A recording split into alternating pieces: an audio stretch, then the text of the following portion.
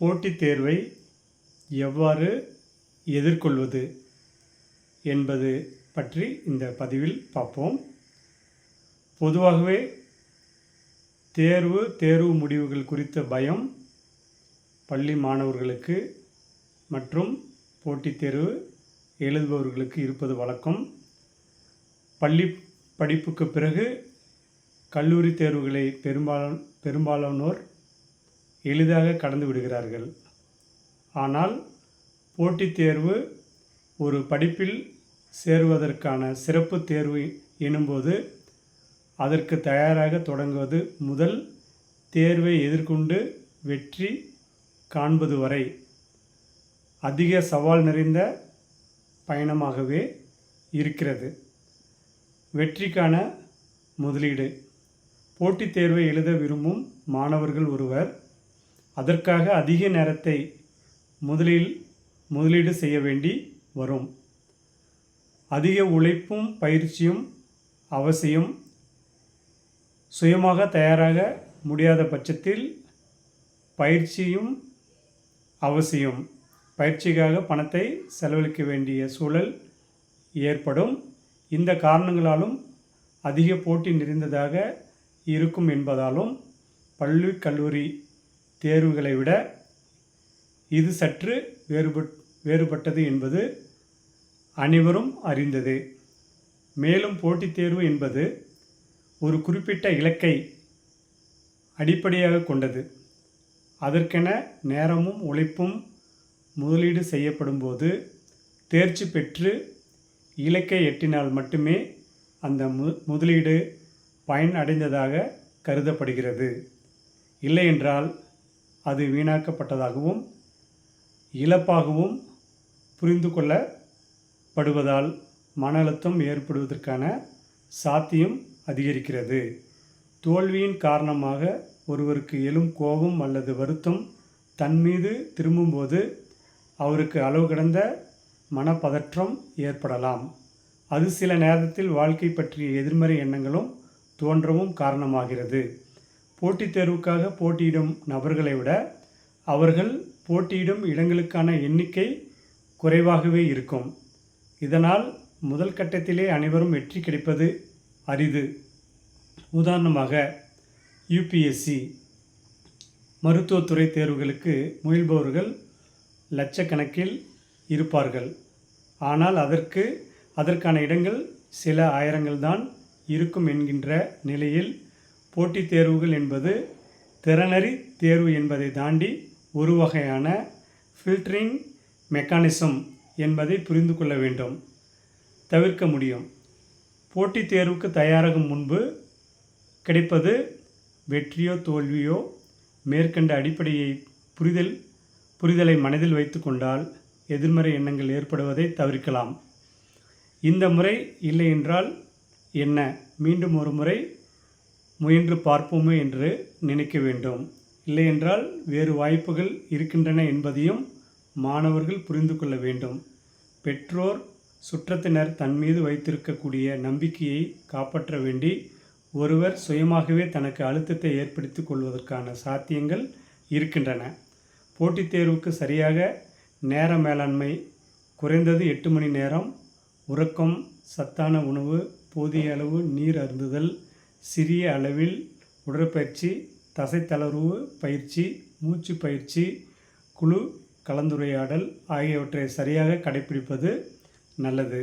தேர்வு எழுதுவது போன்ற ஆக்கபூர்வமான செயல்பாடுகளுக்காக முனையும் போது ஏற்படக்கூடிய அழுத்தம் ஒரு உந்து சக்தியாக அமையலாம். இது சைக்காலஜிக்கல் ஸ்ட்ரெஸ் என மருத்துவத்தில் குறிப்பிடப்படுகிறது. குறிப்பிட்ட அளவு வரையிலும் ஒருவரின் செயல்திறன் மேம்படுவதற்கு அல்லது கூடுவதற்கு இந்த அழுத்தம் பயன்படுகிறது. இதுவே ஒருவரின் செயல்திறனை முடக்கும் அளவிற்கு தீவிரமான அழுத்தம் ஏற்பட்டால் டிஸ்ட்ரெஸ் எனப்படுகிறது. இந்த உளவியல் நெருக்கடி என்கின்ற வகையில் மாறிவிடுகிறது. இவ்வாறு அளவுக்கு அதிகமாக அல்லது தீவிரமாக மன உளைச்சலில் தாக்கம் இருக்கும்போது அதை கண்டறிந்து மருத்துவரை சந்தித்து தேவையான மனநல ஆலோசனையை பெற வேண்டும். அதிலிருந்து மீண்டு வர நடவடிக்கை எடுக்க வேண்டும்.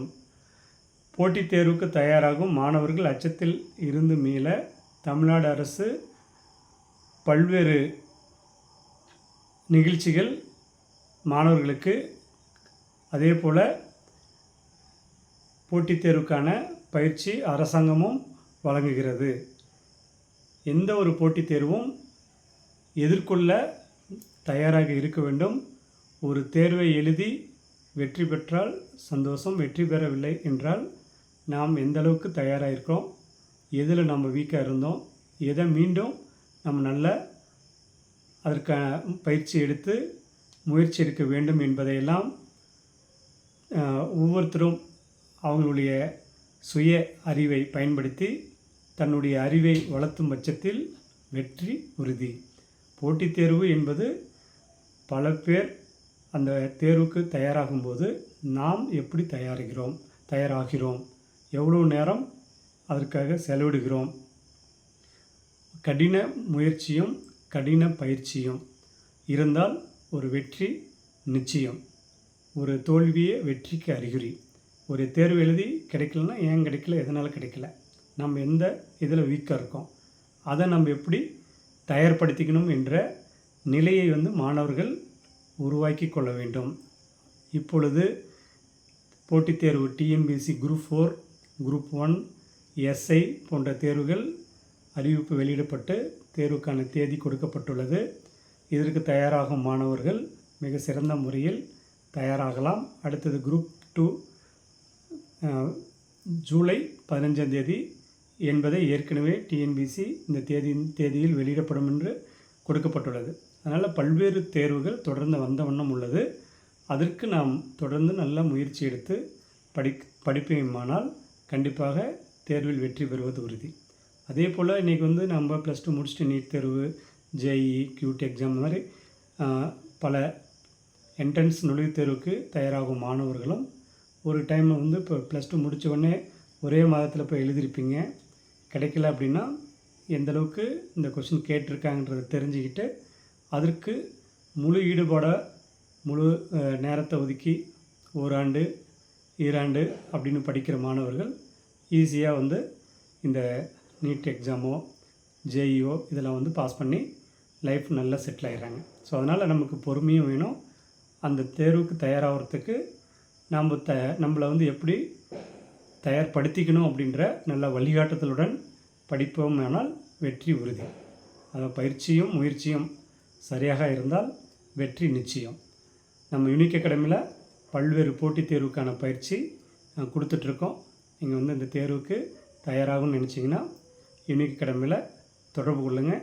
தொடர்பு கொள்ள வேண்டிய கைபேசி எண் 7868999794 மற்றும் 9443237648. அட்ரஸ் யூனிக் அகாடமி, சேலம் புதிய பேருந்து நிலையம் அருகில் அத்வைத ஆசிரமம் சாலை, சேலம் 636004 என்ற விலாசத்தில் அமைந்துள்ளது. அடுத்து ஒரு பதிவில் சந்திப்போம். அதுவரை உங்களிடம் விடைபெறுவது யூனிக் அகாடமியின் சேர்மன் ஜெய கோவிந்தராஜ். நன்றி, வணக்கம்.